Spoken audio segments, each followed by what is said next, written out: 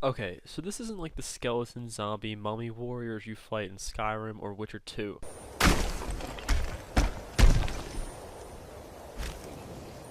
Well, these kind of are. These are what these are based off of. The Draugrs of Norse mythology and later Germanic myth. The name literally means revenant in Norse, or a visible ghost or a reanimated body. So yeah, still not something you really want to run into while exploring a crypt or a cave.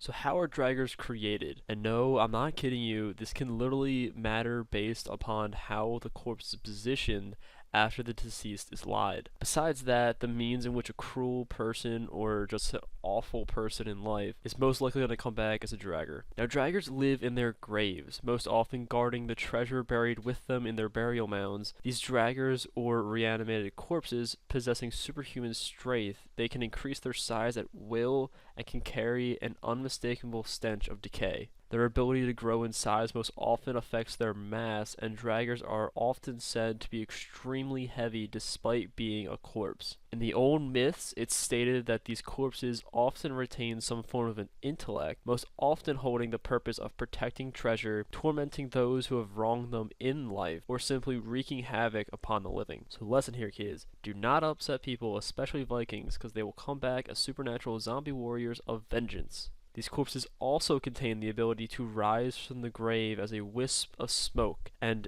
I'm not even kidding here, swim through solid stone, which is usually the means in which they exit their graves. So basically there's nowhere you can hide from these things, because these things have very specific sets of skills. They will find you, and they will kill you.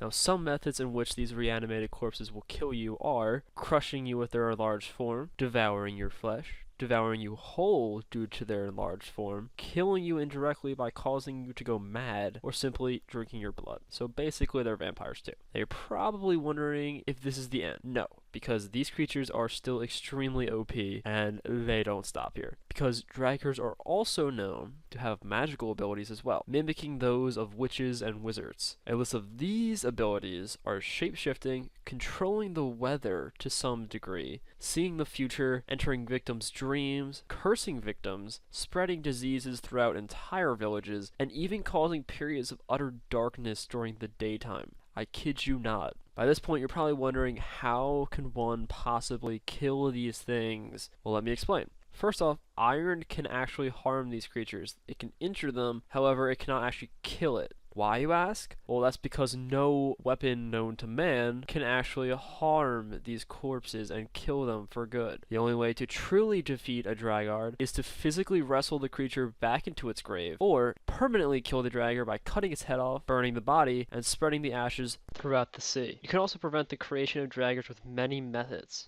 One is preventing the corpse from being able to walk. Another is carrying the body into the burial mound's feet first, so the Draugr does not know its way out. And thirdly, you can seal the mound, which is basically keeping the corpse inside and preventing anyone else from coming inside, thus awakening it. Thank you for staying with us to the end. If you enjoyed this journey, hit the like button down below and leave a comment in the comment section. I always consider suggestions for new videos and topics, so do not be shy. Also, do not forget to subscribe in order to stay up to date on all things unexplained. Until then, I hope to see you again next time as we take another trip into the realm of the unknown.